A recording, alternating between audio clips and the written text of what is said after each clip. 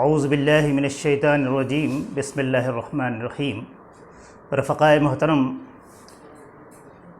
आज से हमारा एक ऑनलाइन हफ्तावारी प्रोग्राम तकरीबन 3 माह के तवील अरसे के बाद शुरू किया जा रहा है। उसकी वजह बहरहाल हम सब पर ज़ाहिर है कि पूरी दुनिया में और हमारे मुल्क अज़ीज़ में भी कोविड-19 की वबा जो है वायरस की, उसकी वजह से हुकूमत की कुछ क़यूद थीं, तो इस वजह से उसकी पाबंदियों की वजह से हम सब मुज्तमा नहीं हो सकते थे। इस वजह से हमारे हफ्तावारी इज्तिमात भी, हमारे तरबियती इज्तिमात भी, हमारे माहाना इज्तिमात भी मुअत्तल रहे। लेकिन अभी जिस तरह के हालात हैं इस वबा को लेकर, उससे कुछ महसूस होता है कि ये कुछ लंबा अरसा खिंच सकता है। इसलिए बहरहाल अब हमें जदीद टेक्नोलॉजी के ज़रिए जो कुछ हम हासिल कर सकते हैं उससे भी इस्तिफ़ादा करने की हम सब कोशिश करें। और इंशाअल्लाह अब ये हमारे इज्तिमात हफ्तावारी मुस्तकिल हर इतवार को 7:30 से 8:30 तक होते रहेंगे। और इंशाअल्लाह 1-2 इज्तिमात के बाद हमारी कोशिश होगी कि हम एक माहाना इज्तिमा भी ऑनलाइन ऑर्गेनाइज़ कर सकें। बहरकैफ़ इन हालात में हम सब अपने रफ़क़ा को जोड़ने के लिए ये एक बहुत आसान रास्ता हमने चुना है और आप सब इससे इस्तिफ़ादा करेंगे। इस वक्त जो हमारे सामने प्रोग्राम है वो दर्स कुरान मजीद का है। मैं बिरादर मोहतरम जनाब मोहम्मद नईम साहब से दरख्वास्त गुज़ार हूँ कि वो तशरीफ़ लाएँ और दर्स कुरान मजीद से हमारे रफ़क़ा को मुस्तफ़ीद करें।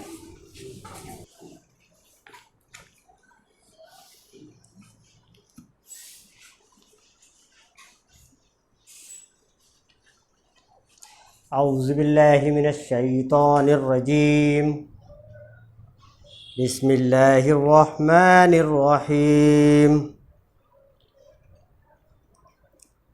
अलिफ लाम रा तिल्का आयातुल किताबि व क़ुरआनिम मुबीन।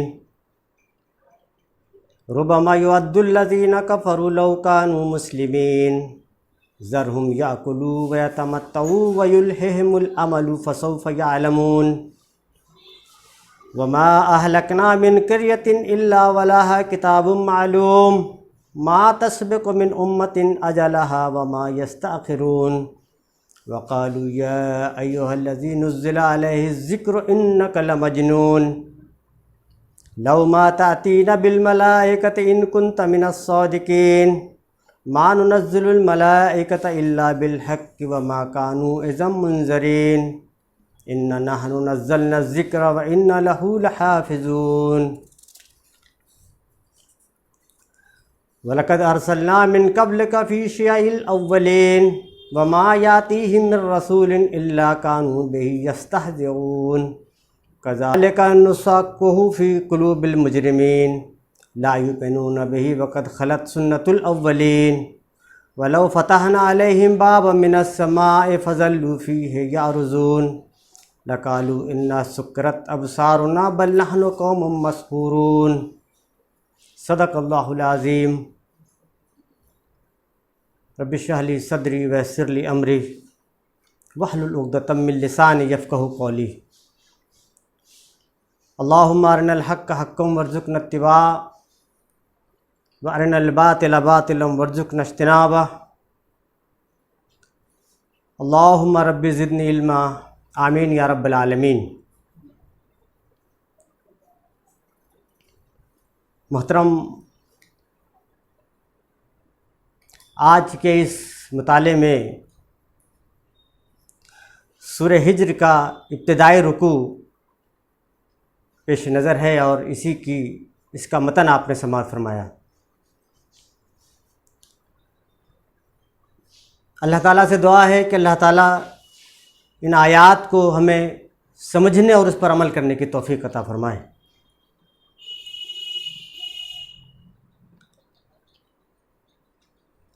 क़ब्ल इसके कि आयात की तर्जुमानी की जाए, कुछ बातें जहन में मुस्तहज़र कर लीजिए जो इसके तर्जुमे में आपके सामने आएंगी।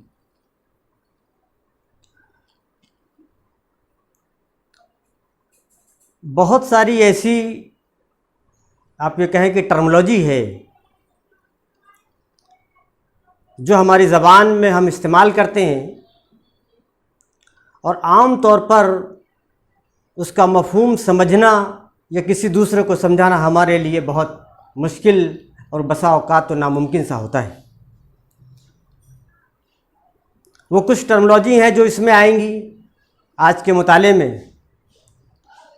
जैसे मसलन बात यहाँ से शुरू होती है कि वो लोग जिन लोगों ने कुफ्र की रविश इख्तियार की है, तो लफ्ज़ कुफ्र क्या चीज़ है, लफ्ज़ मुस्लिम क्या चीज़ है ये, और आगे जाएंगे तो हम देखेंगे कि इसमें एक लफ्ज़ और मिलता है, ज़िक्र मिलेगा, उम्मत मिलेगी। इस तरह के कुछ चीज़ें हैं जो आम फहम है हमारे यहाँ, जिसको हम लोग बोलते हैं, हम भी बोलते हैं, हमारे घर के लोग बोलते हैं, हमारे बच्चे बोलते हैं, सब इस्तेमाल करते हैं। लेकिन उस बात को समझना या समझाना हमारे लिए इंतहाई दुश्वार होता है। आयत की तर्जुमानी समाअत फरमाइए। अल्लाह के नाम से जो बेइंतहा मेहरबान और रहम फरमाने वाला है। अलिफ लाम रा, ये आयात है किताब इलाही और कुरान मुबीन की। बईद नहीं कि एक वक्त वो आएगा जब वही लोग जिन्होंने आज दावत इस्लाम को कबूल करने से इनकार कर दिया है, पछता पछता कर कहेंगे कि काश हम मुस्लिम होते। छोड़ो उन्हें, खाएं पिएं मज़े करें और भुलावे में डाले रखे उनको झूठी उम्मीद। अनकरीब उन्हें मालूम हो जाएगा हमने इससे पहले जिस बस्ती को भी हिलाक किया उसके लिए ख़ास मोहलत अमल लिखी जा चुकी थी। कोई कौम ना अपने वक्त मुकर्रर से पहले हिलाक होती है और ना कोई उसके बाद छूट सकती है।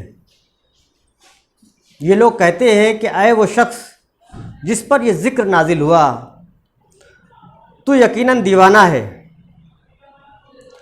अगर तू सच्चा है तो हमारे सामने फ़रिश्तों को लेकर क्यों नहीं आता? हम फ़रिश्तों को यूं ही नहीं न उतार दिया करते, वो जब उतरते हैं तो हक़ के साथ उतरते हैं और फिर लोगों को मोहलत नहीं दी जाती। रहा ये ज़िक्र तो इसको हमने नाजिल किया है और हम खुद इसके निगहबान हैं। ए नबी सल्लल्लाहु अलैहि वसल्लम, हम तुमसे पहले बहुत सी गुज़री हुई कौमों में रसूल भेज चुके हैं। कभी ऐसा नहीं हुआ कि उनके पास कोई रसूल आया हो और उन्होंने उसका मजाक ना उड़ाया हो। मुजरिमीन के दिलों में तो हम इस ज़िक्र को उसी तरह गुजार देते हैं, वो इस पर आसमान का कोई दरवाज़ा खोल दें। अगर हम इन पर आसमान का कोई दरवाज़ा खोल देते हैं और वो दिन दहाड़े उस पर चढ़ने भी लगते हैं, तब भी वो यही कहते हैं कि हमारी आंखों को धोखा हो रहा है, बल्कि हम पर जादू कर दिया गया है। ये सूरतुल हिज्र जो मुसहफ़ में 15 नंबर की सूरत है, उसका इब्तिदाई रुकू था जिसमें 15 आयतें थी।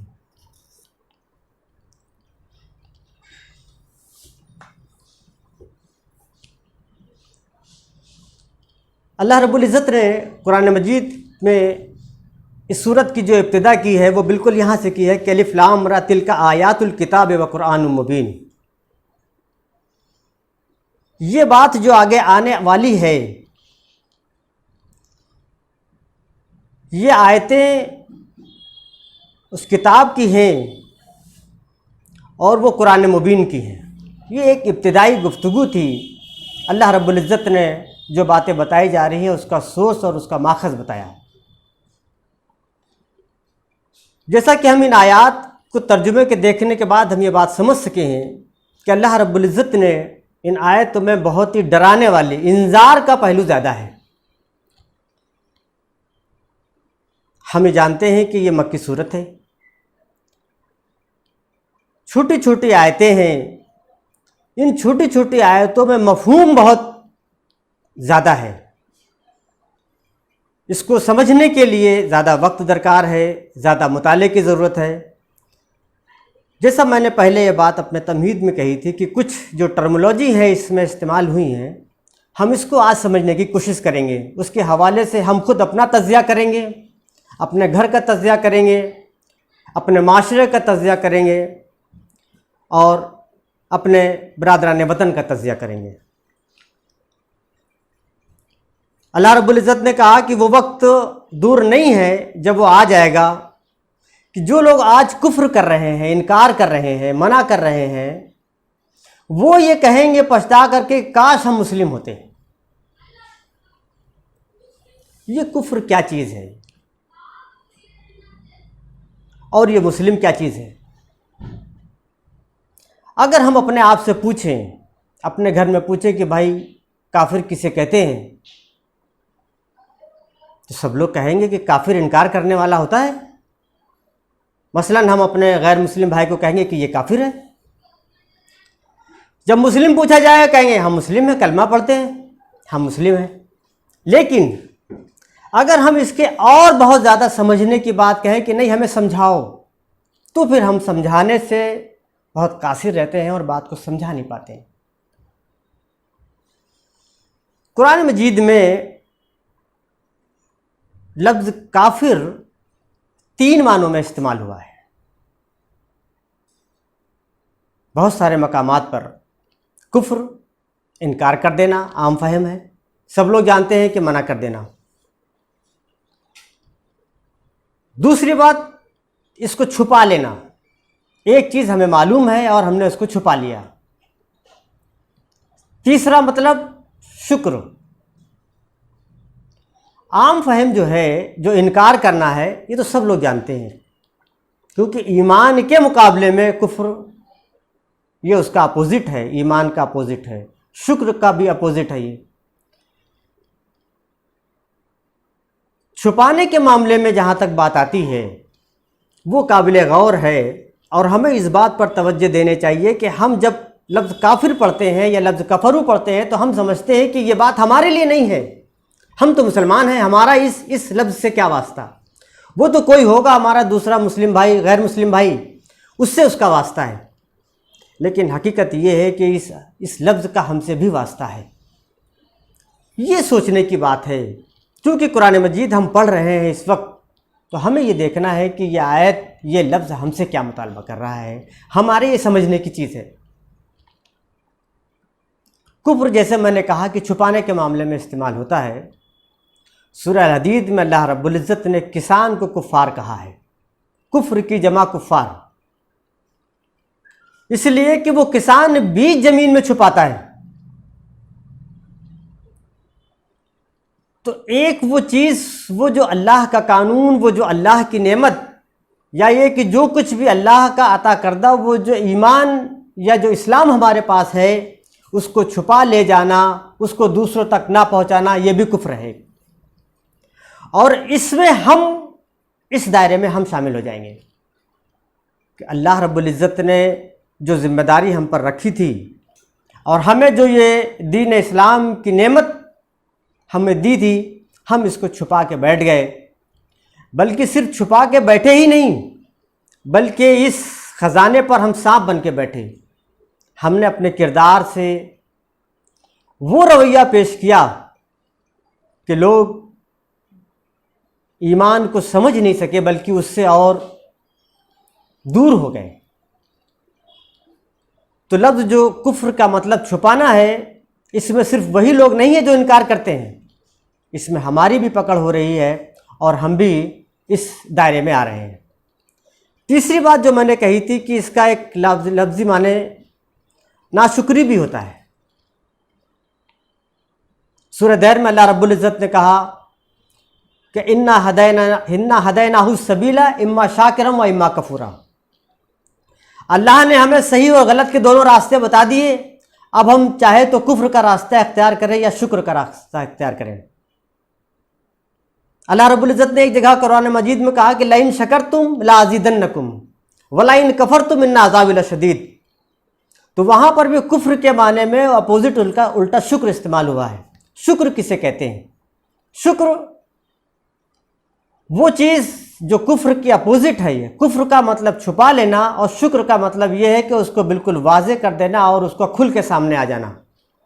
जब अल्लाह की नेमत हम पर तमाम होती है तो हम इसको अपनी ज़बान से भी उसका इजहार करते हैं कि अल्लाह का शुक्र है। ये तो वो बिल्कुल ओपन होके आता है।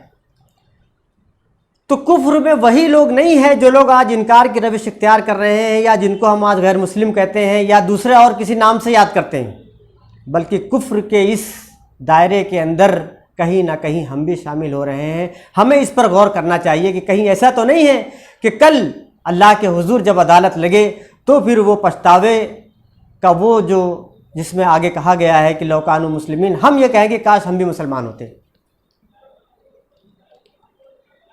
तो ये बात चूँकि डराने वाली है, अल्लाह रब्बुल इज़्ज़त ने इन आयत में वार्न किया है, हमें डराया है कि देखो अपना एहतिसाब करो, ये कुफ्र की रविश को छोड़ो और मुस्लिम बनो। मुस्लिम सलामा से बनता है, सरेंडर कर जाना, अपने आप को झुका देना। बिल्कुल सरेंडर के माने आप समझ सकते हैं कि जब बिल्कुल इस माने से समझिए कि एक फ़ौज जब दूसरे फ़ौज के सामने जब सरेंडर करती है तब आप सोचिए कि फिर उसके सारे तमाम हथियार जमा कर लिए जाते हैं। उससे जैसा कहा जाता है घुट्टे के बल चलो, कोहनियों के बल चलो, यहाँ खड़े रहो, वहाँ खड़े रहो, बिल्कुल सरेंडर करने वाली फ़ौज सामने वाली फ़ौज के सामने बिल्कुल वैसे ही करती है जैसा उससे कहा जाता है। ऐसे ही मुस्लिम है, जब हमने अपने आप को ये बात कहा कि हम अपने आप को ईमान में देते हैं, वो चीज़ें जो अल्लाह ने नाजिल की हैं हम उसकी गवाही देते हैं और जो कुछ पहले किताबों में नाजिल किया जा चुका है हम उस पर ईमान रखते हैं, तो फिर अब हमारी अपनी मर्ज़ी, हमारी अपनी पसंद, हमारी अपनी नापसंद का कोई सवाल नहीं पैदा होता। तो अल्लाह रब्बुल इज़्ज़त ने इसमें यहाँ पर कहा कि वो वक्त दूर नहीं है कि जब वो आ जाएगा तो आज जिन्होंने कुफ्र किया है, चाहे वो इनकार के माने में हो, चाहे वो छुपाने के मामले में हो, चाहे वो नाशुक्री के मामले में हो, ये लोग पछताएंगे कि काश हम मुस्लिम होते, हमने अपना हिसाब खुद उस दुनिया में किया होता जहाँ पर हमारे पास में वो मोहलत अमल थी मुस्लिम हो जाने की।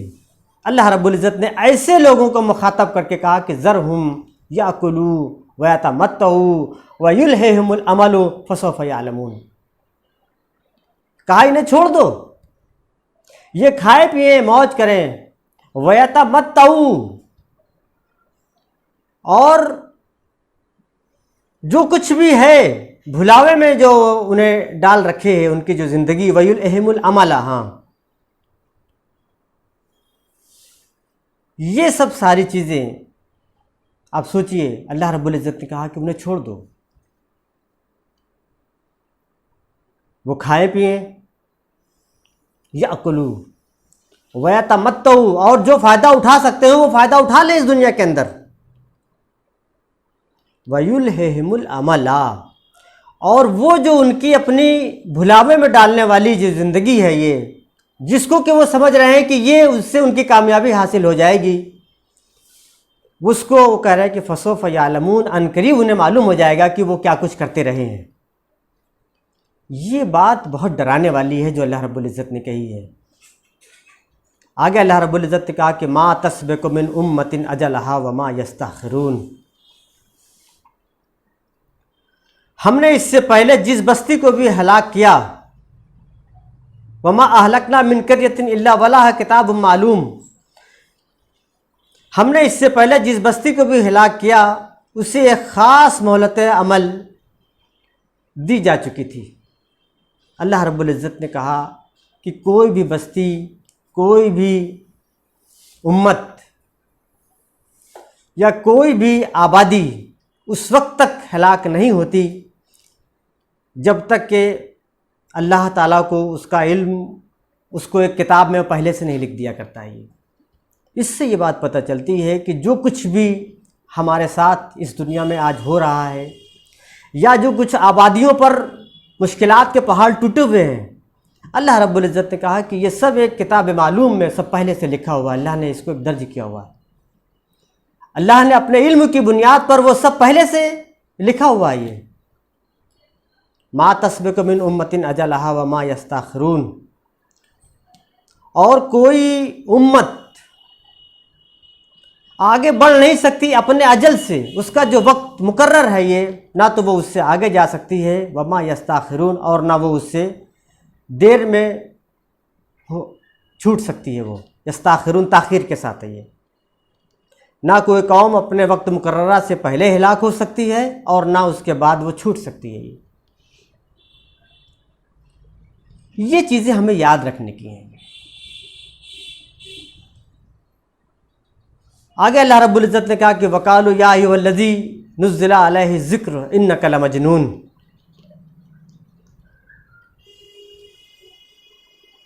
एक लफ्ज़ उसमें रह गया उम्मत, जैसा कि मैंने आपसे कहा था कि इस पर हम गुफ्तगू करेंगे। उम्मत किसे कहते हैं? उम्मत एक ग्रुप का नाम होता है, एक गिरोह होता है जो किसी एक मकसद के लिए बनाया जाता है, उसका एक ख़ास मकसद होता है। ये उम्मत उसी के लिए बर्पा की जाती है। मिसाल के तौर पर हम ये बात समझें कि हम कोई एक ऑर्गेनाइजेशन बनाते हैं अपने यहाँ इस दुनिया के अंदर, तो हम उसके अगराज़ और मकासद तय करते हैं। ये काम होगा, उम्मत ये जो ऑर्गेनाइजेशन है ये काम करेगी, इसके ये अगराज़ उसके मकासद हैं ये, और फिर उसके तहत वो ऑर्गेनाइजेशन काम करना शुरू करती है।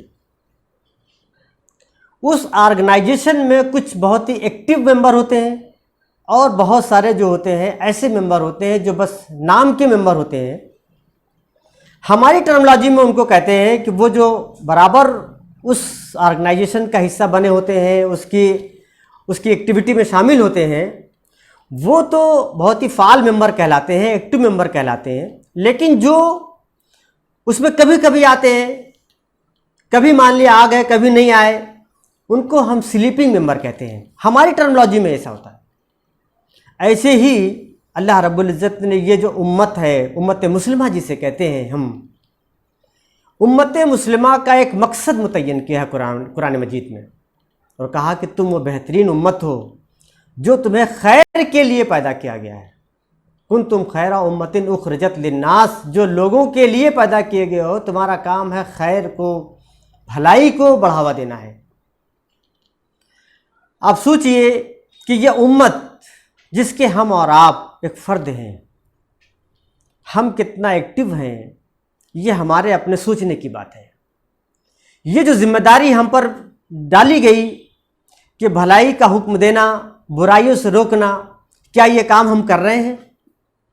कर रहे हैं तो कितना कर रहे हैं? ये हमारे सोचने का मकाम है। खुद अपना अपना एहतिसाब करने का मौका है ये, कि हम सब अपने गिरबान में झांक के देखें कि अल्लाह ने जो इस उम्मत को जो बर्पा किया था उसके क्या मकासद कुरान मजीद में बयान किए थे, और उन मकासद को किस हद तक हम पूरा कर रहे हैं।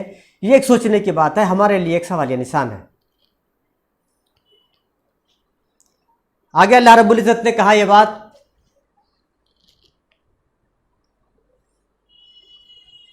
कि ये जो जिक्र है, वकालु या अय्युहल्लज़ी नुज़्ज़िला अलैहि ज़िक्र इन्नका लमजनून, वो लोग जो कुफ्र की रविश इख्तियार करते हैं,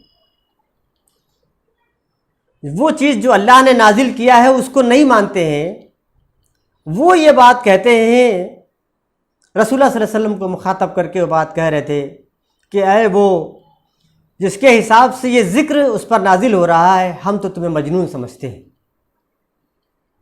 रसूलुल्लाह सल्लल्लाहु अलैहि वसल्लम को ये बात कही गई। ज़िक्र किसे कहते हैं? बहुत हमारे यहाँ ये लफ्ज़ भी बहुत आम है ज़िक्र का। अलग अलग तरीके के ज़िक्र हैं ये, सुभान अल्लाह, अल्हम्दुलिल्लाह, कुछ दुआ, अस्कार के नाम से बहुत सारी जो किताबें मिलती हैं वो यकीनन ज़िक्र है। लेकिन जो ज़िक्र कुरान मजीद कहता है, ये जो अव्वल, जो टॉप किस्म, टॉप क्वालिटी का जो ज़िक्र है वो कुरान मजीद है। इसी बात को कहा कुरान मजीद में दूसरी जगह कि इन्ना नहनु नज़्ज़लना ज़िक्रा, हम इस ज़िक्र के नाजिल करने वाले हैं। ज़िक्र ये कुरान मजीद है। ये वही चीज़ यहाँ पर भी कही गई, रसूलुल्लाह सल्लल्लाहु अलैहि वसल्लम को मुखातब करके वो इनकार करने वाले ये बात कह रहे हैं कि जो ज़िक्र तुम पर नाजिल हुआ है हम तो तुम्हें पागल समझते हैं। नौज़ बिल्लाह, रसूलुल्लाह सल्लल्लाहु अलैहि वसल्लम को इस तरीके के अलकाब से नवाजा गया है। इस पर उन्होंने आगे कहा कि लौमा तातीना बिल मलाइकति इन कुंत मिन सादिकीन, और उन्होंने एक मुतालबा किया कि अगर तुम सही हो, तुम जो बात कह रहे हो, तो फरिश्ते क्यों नहीं आ जाते हमारे सामने और वो ये बात कहें, वो ये बात बताते हैं। आगे अल्लाह रब्बुल इज़्ज़त ने जो बात कही है वो यकीनन बहुत डराने वाली है और इनकार करने वालों के लिए कांप जाने का मकाम है। अल्लाह रब्बुल इज़्ज़त ने कहा कि वो फरिश्ते नाजिल तो होते हैं जिसका तुम इंतज़ार कर रहे हो, लेकिन वो हक़ के साथ नाजिल होते हैं। वो ज़मीन पर कोई फ़ैसला नाफिज करने के लिए नाजिल होते हैं। ये इंसान जो बिल्कुल अपने आप को आज़ाद छोड़ देता है और मनमानी जब ज़िंदगी गुजारने लगता है तब फरिश्ते नाजिल होते हैं। और वो फरिश्तों का ज़िक्र कुरान मजीद में है। कौम आद, कौम समूद, आल शुएब, फ़िरौन, इन सब पर वो जब फरिश्ते नाजिल हुए तो फिर अल्लाह ने फिर उनको कोई मोहलत अमल नहीं दी कि फिर उनके लिए कोई मौका होता कि फिर वो पलट जाते या तौबा कर लेते। उन लोगों को और हम सब को ये मुतनब्बा करती है ये सूरत, और हमें गौर व फिक्र करना चाहिए कि जो मोहलत अमल हमें मिली हुई है, इस मोहलत अमल को हम किस तरीके से फजूल वक्त में, फजूल कामों में, गैर ज़रूरी चीज़ों में हम सर्फ करते जा रहे हैं। वो मोहलत अमल जब हमारी ख़त्म हो जाएगी तब फिर वो फरिश्ते नाजिल होंगे, फिर हमें एक लम्हे की भी मोहलत नहीं दी जाएगी। जैसे कि ऊपर कहा गया कि उम्मतिन अजलहा, उनका एक वक्त मुकर्रर है। अल्लाह रब्बुल इज़्ज़त ने कहा कुरान मजीद में कि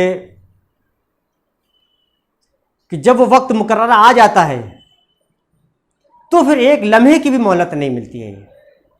फ़ैज़ा जा अजलहुम ला यस्तअखिरुन साअतन वला यस्तक़दिमून, फिर वो लम्हा जब आ जाता है तो फिर एक लम्हे की भी मोहलत नहीं मिलती है, फिर वो फ़ैसला चुका दिया जाता है। आगे अल्लाह रब्बुल इज़्ज़त ने कहा इस कुरान मजीद के ताल्लुक़ से कि फिर यह लफ्ज़ ज़िक्र किया है कि हम ही इस ज़िक्र के नाजिल करने वाले हैं और हम ही ने इसकी हिफाजत का ज़िम्मा लिया है। आगे कहा कि ए नबी, तुमसे पहले बहुत सी गुजरी हुई कौमों में हम रसूल भेज चुके हैं, कभी ऐसा नहीं हुआ कि उनके पास कोई रसूल आया हो और उन्होंने उसका मजाक ना उड़ाया हो। मुजरिमीन के दिलों में तो हम इस ज़िक्र को बहुत आसानी से गुजार देते हैं, उन पर कोई इस ज़िक्र का असर नहीं होता। ये आयत में हमें क्या सबक मिलता है, ये गौर करने का मकाम है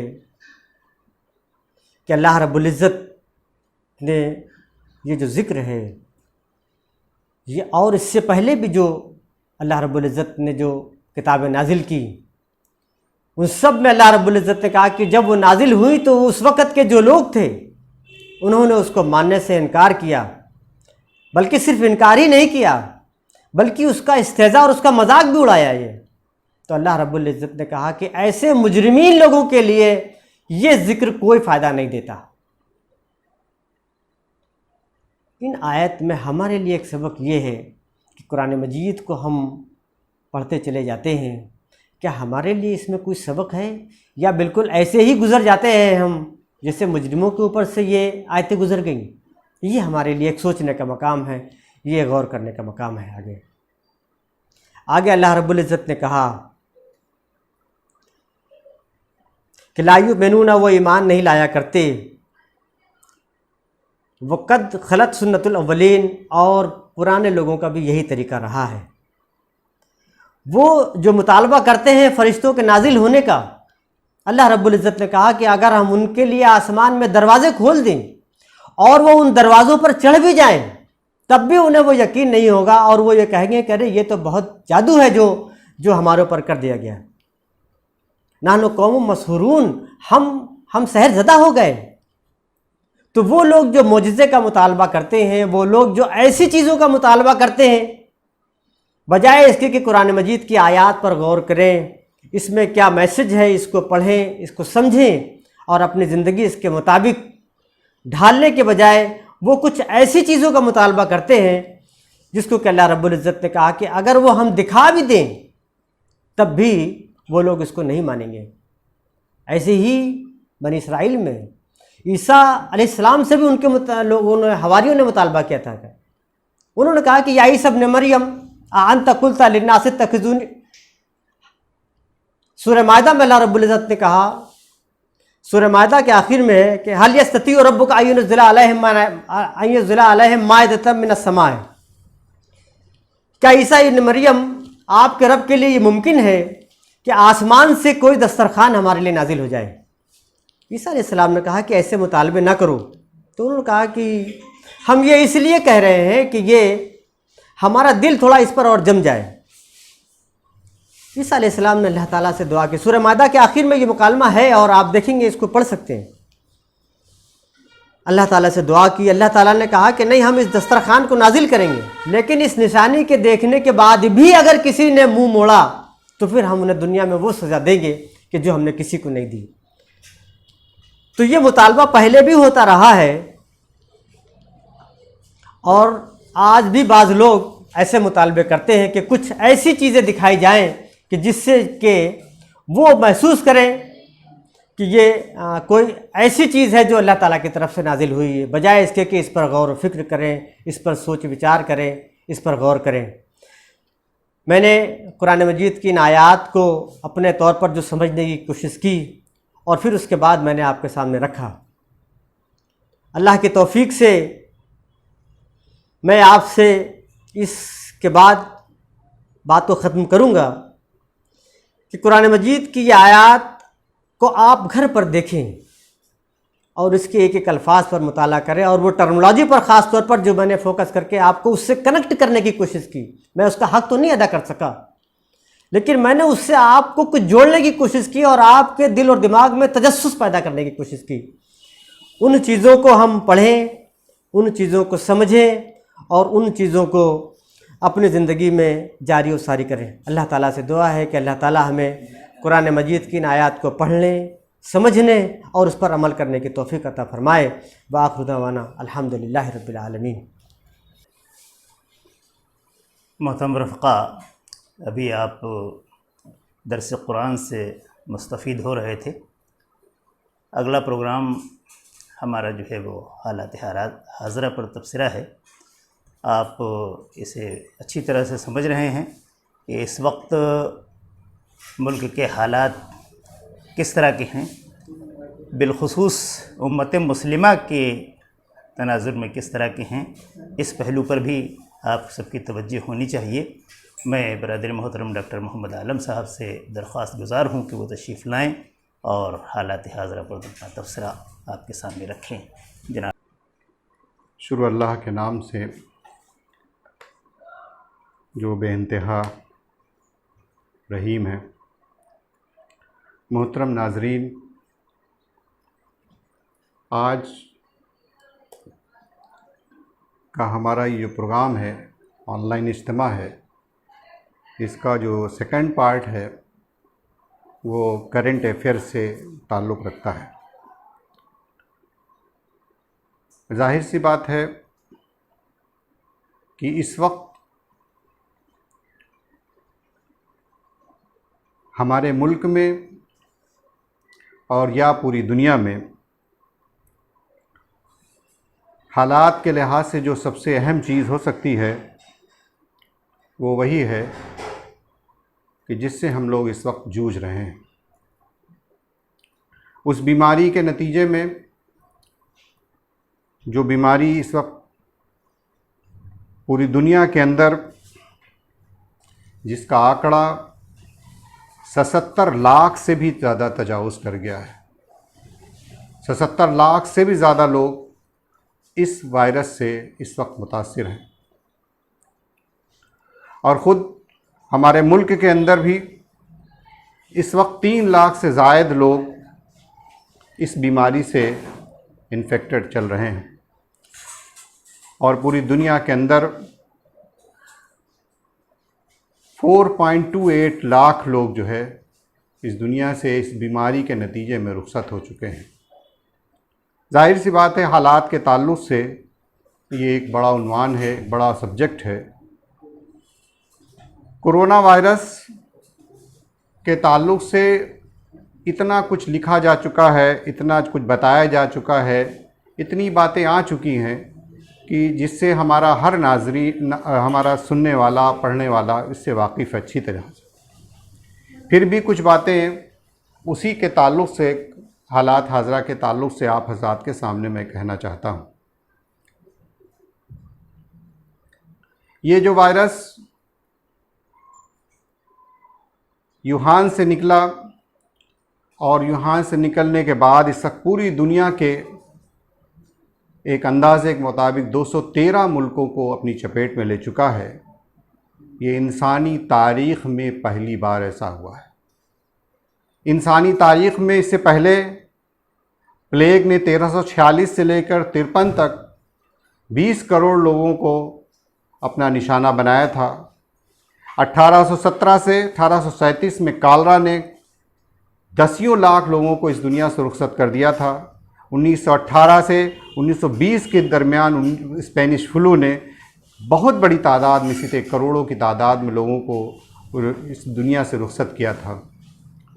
ये इंसानी तारीख़ में कई बार ऐसा हुआ है, लेकिन इस तरह से 213 मुल्कों को इन्फेक्ट कर लेना, उनको अब मुतासिर कर लेना, और जिस तरह के हालात पैनिक हुए हैं पूरी ग्लोबल सतह पर, इसके कई वजूहात भी हैं। ये दुनिया पहली बार ग्लोबल हुई है। हो सकता है बीमारी जो पैंडेमिक हुई हो वो इससे बड़ी तादाद में बड़े मुल्कों में रही हो, लेकिन ये पहली बार ऐसा हो रहा है कि ये जो इतने बड़े मुल्कों को इन्वॉल्व किया जा रहा है, उसकी बड़ी वजह यही है कि हम साइंस और टेक्नोलॉजी के मैदान में बढ़े हुए हैं। आप सोचिए कि वुहान में जो वायरस पैदा हुआ, जो वायरस था, वो अगर आज हवाई जहाज़ ना होता, हवाई जहाज़ की टेक्नोलॉजी ना होती, तो शायद वुहान के स्टेट्स में ही मुक़ीद रह जाता और दुनिया के बेशतर हिस्सों में। पहले की दुनिया में जो कुछ भी होता था वो समुद्री जहाज़ों से, शिप के ज़रिए से होता था, और उनकी तादाद उतनी बहरहाल नहीं होती है। लेकिन ये साइंस और टेक्नोलॉजी ने, इंफॉर्मेशन टेक्नोलॉजी ने, स्पेस टेक्नोलॉजी ने, इन सब चीज़ों ने इसको इतना बढ़ा दिया, इस चीज़ को, कि इंसानी तारीख़ में ऐसा कभी नहीं हुआ कि एक साथ दुनिया की पूरी दुनिया ठहर ऐसी गई। आप सोचिए कि इस बीमारी की इन्फेक्टिविटी इतनी ज़्यादा है कि आप जिस चीज़ को छूते हैं उस पर कई कई घंटे तक ये वायरस बना रहता है। यानी कई मेटल पे कई घंटे बना रहता है, और जाहिर सी बात है इसकी इन्फेक्टिविटी, इसका स्प्रेडिंग, इसका कम्युनिकेशन, इसकी कंटेजियस जो होती है वो बहुत तेज़ी से बढ़ती जा रही है।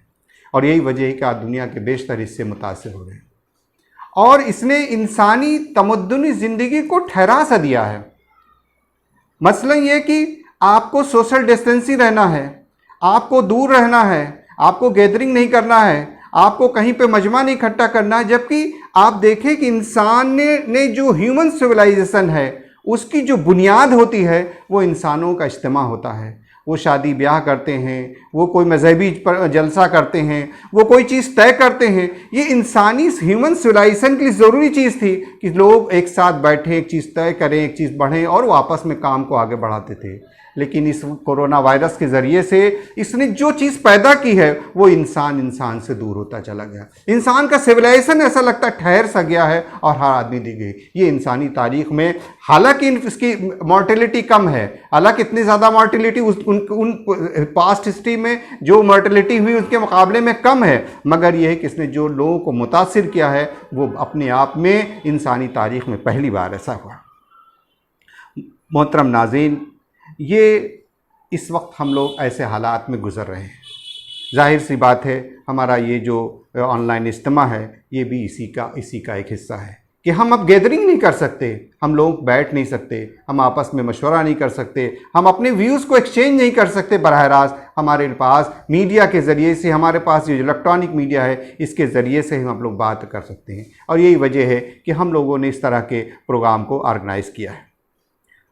मोहतरम नाज़रीन, इससे पहले कि कुछ बात की जाए, हमारे अपने मुल्क की जो उस पर रोशनी भी डालना ज़रूरी है। आपको मालूम है कि हमारे मुल्क के अंदर 30 जनवरी को हिंदुस्तान में पहला कोरोना वायरस का पेशेंट आया था और ठीक 135वें दिन हमारे मुल्क के अंदर एक दिन में 10,000 पेशेंट आए। यानी आप सोच सकते हैं कि तीन चार महीने के अंदर इतनी बड़ी तादाद में ये इस वायरस ने पूरे मुल्क को लपेट लिया और कई सूबे तो इससे बेहद मुतासिर चले। दरअसल इसमें जो ख़तरनाक बात हुई है, जो बहुत ही अफसोसनाक पहलू रहा है, वो ये रहा है कि हमारे मुल्क में जो लोग हुकूमत चला रहे हैं, जो लोग हुक्मरान तबके के लोग हैं, उन्होंने इसको टैकल करने में भारी गलती की। बल्कि मैं समझता हूँ कि जिसको इंसानी तारीख़ में बहुत बड़ी भूल कही जाएगी। आपको मालूम है 30 जनवरी को जब ये वायरस हमारे मुल्क में दाखिल हो चुका था, उसके बावजूद हमारे यहाँ बड़ी बड़ी गैदरिंग हो रही थी, बड़े बड़े प्रोग्राम हुए हैं, हुकूमत के प्रोग्राम हुए हैं और हुकूमत ने उसको नज़रअंदाज किया। अगर उसी वक्त हमारे हेल्थ मिनिस्टर ने ये बात कही कि हमें इसके ताल्लुक से पैनिक होने की ज़रूरत नहीं है, लेकिन अगर उसी वक्त हम लोग उसको चेत गए होते, अगर हमने उसी वक्त इस बात को देख लिया होता और हमने इसके ताल्लुक से प्रोग्राम बना रखे होते, तो मैं समझता हूँ भारतवर्ष में ये मर्ज़ इतना मोहलिक ना होता। अगर उस वक्त हम अपने एयरपोर्ट को हमने सील कर दिए होते, क्वारंटाइन सेंटर से उसको अटैच कर देते और इस तरीके के अगर हम स्टेप ले लेते, तो मैं समझता हूँ मुल्क के अंदर ये जैसे हालात हुए हैं शायद इतने भयावह स्थिति न होती। मगर इस चीज़ को बहरहाल अब इसको दोहराने से कोई फ़ायदा भी नहीं। अब जो हो गया वो हो गया, लेकिन ये कि बहरहाल हमारे मुल्क के अंदर वो लोग जो हुक्म इस मुल्क को चला रहे हैं, उन्होंने इस बीमारी के ताल्लुक से जो हिकमत अमली तैयार करी, उसमें बहुत बड़े बड़े गैप थे। यानी ये आप सोचिए कि इस मुल्क के अंदर जब लॉकडाउन हो रहा था, तब हमारे यहाँ कुल केसेस 2 फिगर में 2 डिजिट में आ रहे थे और उसी वक्त सख्ती के साथ इस मुल्क के अंदर अचानक लॉकडाउन कर दिया गया। और इसके बाद आज जब ये हमारे मुल्क के अंदर बुरी तरीके से मर्ज फैलता जा रहा है, बल्कि कम्युनिटी लेवल पर पहुंचता जा रहा है, तो हमारे यहाँ लॉकडाउन हटा दिया गया है या लगभग हटा हुआ है। ज़रूरत इस बात थी कि अगर हम उस वक्त शुरुआत के दौर में हम इस लॉकडाउन को हम इसको थोड़ा टाइम देते, इसको थोड़ा गैप देते और हम इसमें तैयारी करते, हम उसमें हमारे पास L1 लेवल के हॉस्पिटल होते, हमारे पास PPE किट होता, हमारे पास मास्क होता वाफर मकदार में, हमारे पास तमाम चीज़ें अगर ऐसी मौजूद होती और हम उसको तैयारी करके 7-8-10 दिन बाद इस लॉकडाउन को लागू करते, तो आज दुनिया का ग्राफ हमारे ग्राफ से रहा है। आज दुनिया में भारत का जो ग्राफ आ रहा है वो अजीब आ रहा है। शुरू में हमारी लाइन बिल्कुल नीचे चल रही थी और इसके बाद इतनी तेजी से ऊपर जा रही है, ऐसा ग्राफ दुनिया के मुल्कों में कहीं नहीं मिल रहा है। तो दरअसल हमारे मुल्क में जो स्ट्रेटजी बनाई गई वो बिल्कुल स्पॉन्टेनियस था, उसमें ऐसा लगता है उसके पीछे कोई प्लानिंग नहीं थी। होना ये तो ये चाहिए कि एक कोर कमेटी होती और वो उसमें वो एपिडेमोलॉजिस्ट होते, माइक्रोबायोलॉजिस्ट होते, वायरोलॉजिस्ट होते, कम्युनिटी मेडिसिन के लोग होते और इस तरह के जो लोग होते वो उसके ताल्लुक से प्लान बनाते और प्लान बनाने के बाद तब इसको लॉकडाउन किया जाता। तो मैं समझता हूँ कि हमारे मुल्क में ऐसे हालात ना हो सकते। और उस हालात में आपने देखा कि मज़दूरों की, प्रवासी मज़दूरों की जो मुंतकबिली हुई और वो अपने वतन को जब भागने की लौटे, जिनकी तादाद करोड़ों में थी, और वो लोग जब वो अपने मकाम से अपने वतन के लिए चले हैं, तो जो फिगर, जो दास्तानें, जो चीज़ें, जो वीडियोस, जो फ़ोटो आई हैं, उनको कोई भी इंसानी समाज देख के अपना कलेजा थाम सकता है। ऐसे ऐसे वाक़यात हुए हैं, ऐसे ऐसे इंसिडेंट हुए हैं कि जिन पे आदमी रोए बगैर गुजर नहीं सकता। ऐसे ऐसे वाक़यात हुए हैं। ये क्या था? ये अगर पहली हमने इसके लिए तैयारी कर रखी होती, हम पहले से उनको सिर्फ कर देते जो काम, तो शायद कुछ और होता। लेकिन मालूम यह कि हमारे पास जो प्लानिंग की गई वो कहीं ना कहीं पर उसमें नाक़िस थी। तो दरअसल हमारे मुल्क में जो हालात इस वक्त बन रहे हैं वो बड़े ही वैसे हैं कोरोना वायरस के ताल्लुक से कि जिस तरह से तेज़ी से फैल रहा है, अल्लाह करे हम लोगों को इसकी हिफाजत रखे। हमारे मुल्क में जांच की लेवल कम है, हमारे यहाँ आंकड़ों से खेल किया जा रहा है। हमारे यहाँ इलाज के लिए अभी कंट्रोवर्सी चल रही है। कोई कहता है प्लाज्मा थेरेपी चलना चाहिए, कोई कहता है HCQ चलना चाहिए, कोई कहता है कि रेमडेसिविर चलना चाहिए। अभी तक हमारे पास मतलब फिक्स पैरामीटर की हमारे पास अभी मेडिसिन की गाइडलाइन तक हमको ICMR की तरफ से नहीं प्रोवाइड की गई। तो ये एक अजीब सूरत हाल है। इसके लिए हमको इसके लिए हम लोग बहरहाल परेशानी से गुजर रहे हैं। मोहतरम नाजरीन, ये है मुल्क के जो हालात हैं, उससे आप हज़रात खूब अच्छी तरीके से जानते हैं कि जैसे हालात मुल्क में चल रहे हैं। हमारा मुल्क जो माशी तौर से एक इस्तेकाम की तरफ बढ़ रहा था, जहाँ की माशियात पे लोग देख रहे थे कि हम 5 ट्रिलियन की इकनॉमी की तरफ बढ़ रहे हैं, तेज़ी से बढ़ रहे हैं, लेकिन वो ठहर सा गया। कल ही हमारे पास जो रेटिंग आई है मूडी की, उसमें हमको BAA+3 का रैंकिंग दिया गया, जिसके मतलब होते हैं कि हमारे यहाँ जो ग्रोथ है वो बहुत ही डल है। तो या और भी इस तरीके स्टैंडर्ड्स और पुअर ने और फ्लिच ने, इस तरीके से जो लोग इंटरनेशनल एजेंसियां हैं, उन्होंने हमारी इकनॉमी को पे तशवीश का ज़ाहिर किया। इन्वेस्टमेंट करने वालों के लिए तंबीह की वार्निंग हुई, जो कि इंतहाई निम्न स्तर की जो होती है वार्निंग होती है, वो वार्निंग दी गई है। और यही नहीं, इस मुल्क के अंदर एक ख़ास बात ये रही कि मुल्क के अंदर जिस वक्त ये वायरस फैल रहा था और लोग इससे मुतासिर हो रहे थे, वहाँ हमारे मुल्क के अंदर एक और ख़राब वाक़या हुआ। वो ये एक ख़ास फ़िरक़े को इस मर्ज़ से जोड़ने की कोशिश की गई, और इसमें मीडिया ने जिस तरह से साथ दिया और जिस तरह से उसको कॉमनलाइज़ किया, और एक फ़िरक़े को जिस तरह के समाज से मार्जिनलाइज़ करने की कोशिश किया या उनको मुलजिम ठहराया, वो इंतहाई ख़तरनाक था। और उस पर हमारे मुल्क के जो लोग थे, उनकी खामोशी ख़तरनाक हद तक हमारे लिए बाइश तस्वीस है। होना तो ये चाहिए कि हमारे मुल्क के लोग बढ़ के आगे आते और कहते कि नहीं, ये ऐसी बात नहीं है, इसको इस तरह से नहीं है। लेकिन जिस तरह से उसको एक फ़िरक़े को बदनाम करने की जिस तरीके से कोशिश की गई, वो हमारे मुल्क के लिए तशवीश की बात है। मोहतरम नाजरीन, ये तो मुल्क की बात हो सकती है मुल्क वायरस के ताल्लुक़ से, लेकिन अब एक सवाल और खड़ा होता है कि अब जो कुछ भी हो गया मुल्क के अंदर हो गया, दुनिया के अंदर जो कुछ हो रहा है हो गया, आने वाले वक्तों में हम ये कोरोना के बाद हमारी दुनिया कैसी होगी, इस पे माहिरीन, जो स्कॉलर्स हैं, जो कॉलमनिस्ट हैं, जो इसके विशेषज्ञ हैं, वो लोग इस पे अपनी टिप्पणी कर रहे हैं। और वो लोग कह रहे हैं कि इस पोस्ट कोरोना के बाद ये हमारी वर्ल्ड कैसी होगी, हमारी दुनिया कैसी होगी, इस पे गुफ्तगू चल रही है।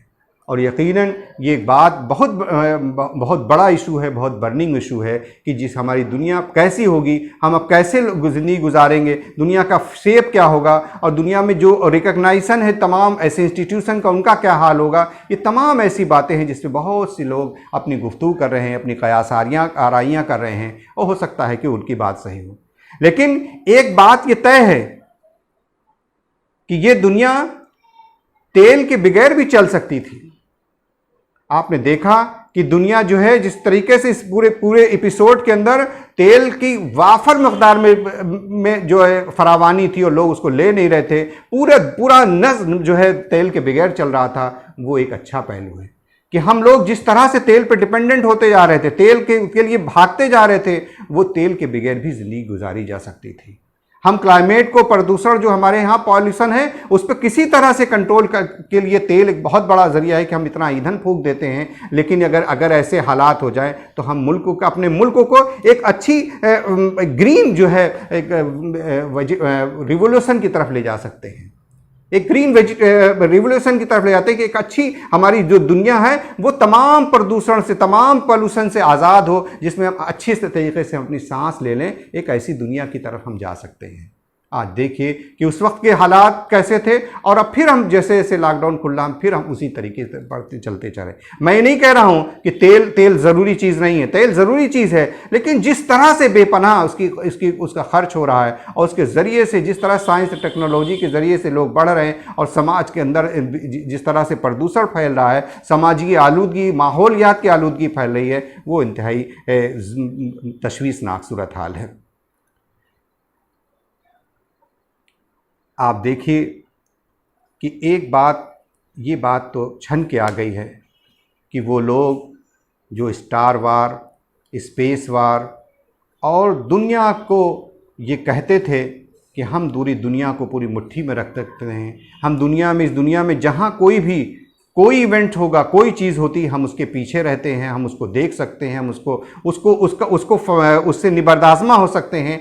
ये वो लोग जो कहते थे, जो अपने आप को सुपर पावर कहलाते थे, वो किस तरह से एक वायरस के नतीजे में, जिसकी कोई औकात नहीं थी, उसने उनको किया, और दुनिया ने देखा कि लाखों की तादाद में लोग वहाँ पे लुक़्मे अजल बन गए।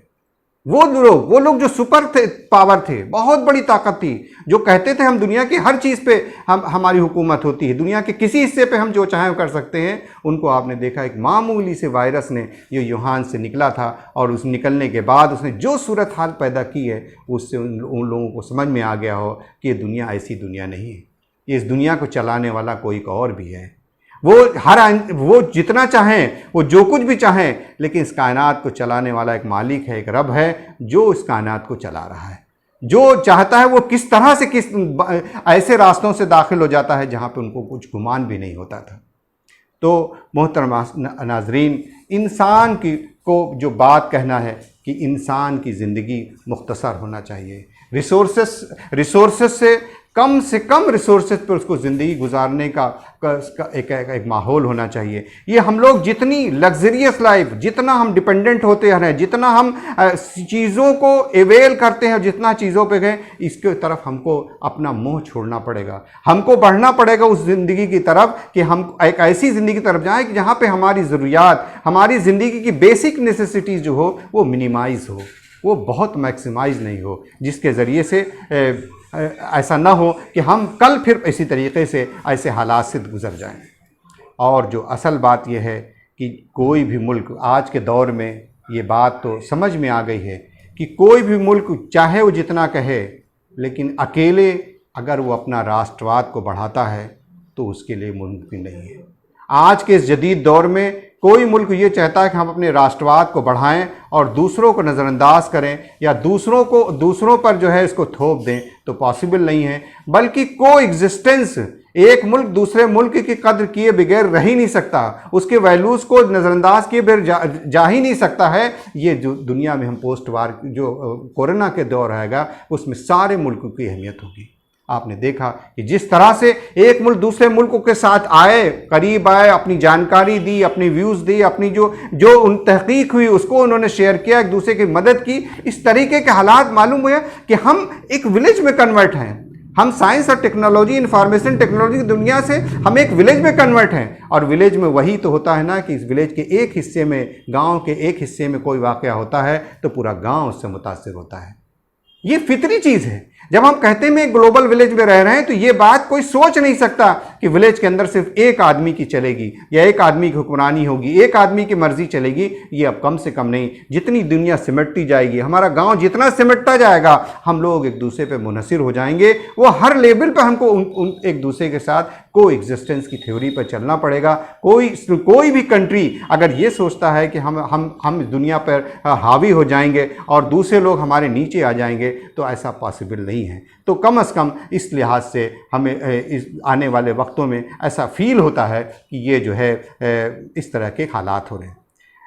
दरअसल ये जो चीज़ें थी पोस्ट कोरोना ताल्लुक़ से, और फिर एक बात और भी थी कि चाइना पर अब कम से कम ये लोगों को हो गया कि जिस तरह से उसने टेक्नोलॉजी में अपने लोगों, उसने तमाम दुनिया को ग़ुलाम बना रखा था सामान के ज़रिए से, अब वो लोग उस पर इन्हिसार कम करने की एक मुहिम सी चढ़ गई है। ऐसा लगता है कि वो आने वाले वक्त में कम है। अब इसका मैं आखिर में जो बात, बस मुख्तसर मेरा वक्त पूरा हो गया है, जो बात कहनी है कि दरअसल इस तरह की बीमारियों का एक इस्लामिक एस्पेक्ट भी होता है। अल्लाह ताला कुरान में बार बार फरमाता है कि कोई मुसीबत जो तुम पर आती है वो तुम्हारी अपनी कमाई के नतीजे में आती है। और ये भी कुरान में आता है कि हम जो भी आजमाइश इस दुनिया में आती है वो अल्लाह की जानिब से भी आती है, यानी दोनों बातें आती हैं। तो दरअसल हम लोग इस तरह की जो आजमाइश आती हैं उसका जो मरकज़ी मज़मून होता है वो ये होता है कि इंतज़ार, अल्लाह से की तरफ पलटना, अल्लाह की तरफ से खौफ खाना। ये हालात जो आते हैं ये कम से कम मिल्लत इस्लामिया के लिए इस लिहाज से बेहद अहम है कि अल्लाह की तरफ से एक तंबी है, अल्लाह की तरफ से एक वार्निंग है। इस तंबी और इस वार्निंग के ज़रिए से आप अल्लाह की तरफ रुजू करने वाले बन जाएं, अल्लाह की तरफ पलटने वाले बन जाएं। ये अगर ये हमने इस तरह के कर लिया तो यकीन जानिए कि हम अल्लाह ने जो आजमाइश में डाली, अल्लाह ने जो हमको इंतज़ार किया, अल्लाह ने हमको जो इस तरीके के हालात में, तो हम इस पर खरे उतरे, हम पलट गए, अल्लाह हम गिड़गड़ाए अल्लाह से कि अल्लाह वाकई गलती हो गई, वाकई हमसे तमाम सर्जिश कोताहियाँ हुई, ए अल्लाह हम पलट आते हैं, हम तेरी तरफ पलट आते हैं। और आपने जो हमको इस तरह की जो नॉक किया, हमको जो स्ट्राइक किया, हम इस पे रुजू करते हैं और आपकी तरफ लौट आते हैं। हमसे जो गलतियाँ होती हैं, जो भी चीज़ें हम पर हुई हैं, हम इससे अल्लाह की तरफ रुजू करते हैं और अल्लाह से तौबा और इस्तिग़फ़ार करते हैं कि अल्लाह ताला हमको इन तमाम चीज़ों से। आप सोचिए कि ये रमज़ान का महीना किस तरह से गुजर गया हम पर। लेकिन एक हकीकत यह भी है कि इस रमज़ान के महीने में हम कितनी ख़रीदारी कर डालते हैं, हम कितने करोड़ों रुपए हमारे जो है हमारे मार्केट में सिर्फ हम उस रमज़ान के महीने में और उस ख़रीदारी के नतीजे में। कितनी शादियाँ ब्याह ऐसी होती जो रमज़ान के ईद के बाद होती कि हम उसमें कई अरबों रुपए हम खर्च लगा देते और शादी ब्याह करते। वो जो सब गैर इस्लामी चीज़ें हो रही थी पूरे रमज़ान भर में, पूरे शादी ब्याह में, पूरा माशरती निज़ाम में बेपनाह हमारी ज़िंदगी लहू लाभ में गुजर गई।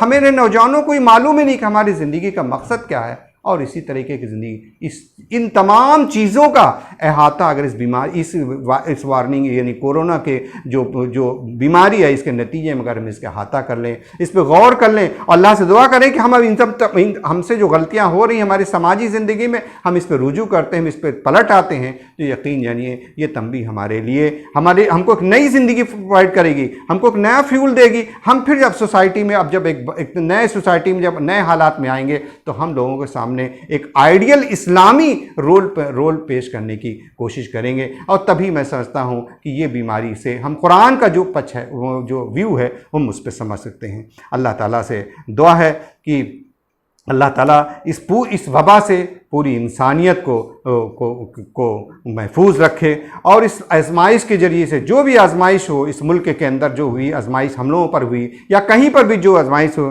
अल्लाह ताला जो इसकी वार्निंग थी, जो स्ट्राइक थी, जो आपने हमको तंबीह की थी, अल्लाह ताला इस तंबीह पर हम जाग गए हैं, चौंक गए हैं, हम तो उससे मग़फ़िरत करते हैं। हम दुआ करते हैं कि अल्लाह ताला हमारी तमाम उन गुनाहों को माफ़ कर दे जो हम अभी तक हम उससे रहे, आइंदा हम इन तमाम कोताहियों से हमको दूर रखे। वाखिर दावाना अनिल हम्दुलिल्लाहि रब्बिल आलमीन। प्रोग्राम के अख्तिताम पर मैं अपने रफ़क़ा का जो लाइव इस प्रोग्राम में शरीक रहे हैं और जो हमारे फॉलोअर्स रहे हैं, मैं प्रोग्राम के दरमियान इसे वॉच करता रहा। तकरीबन 48-49 हमारे लाइव और फॉलोअर्स मिलाकर इस प्रोग्राम में शामिल रहे। मैं उन सब का तहे दिल से जमात इस्लामी कानपुर की तरफ से शुक्रगुज़ार हूँ और इंशाअल्लाह अब इस सिलसिले को हमें कायम रखना है। अल्लाह ताला हम सब को अज़्म, हिम्मत, हौसला दे, अता करे और इस राह में जो मुश्किलात आएँ उनमें आसानियाँ हमारे लिए फ़राहम करे और हम इस पैगाम को, जो कुरान का पैगाम है, इसे तमाम बंदगाने खुदा तक पहुँचाने की जद्दोजहद और कोशिश करते रहें। अल्लाह ताला से दुआ है कि हम सबको हमारी इस कोशिशों, काविशों को कबूल फ़रमाए। रब्बना आतिना फ़िद दुनिया हसना व फ़िल आखिरति हसना व क़िना अज़ाबन नार। रब्बना ज़लमना अनफुसना व इल्लम तग़फ़िर लना व तरहमना लनकुनन्ना मिनल ख़ासिरीन। अल्लाहुम्मा हफ़िज़ना मिन कुल्लि बलाइद दुनिया व अज़ाबिल आखिरह। सुब्हानक रब्बिक रब्बिल इज़्ज़ति अम्मा यसिफ़ून व सलामुन अलल मुरसलीन वल्हम्दुलिल्लाहि रब्बिल आलमीन। व आखिरु दावाना अल्हम्दुलिल्लाहि रब्बिल आलमीन।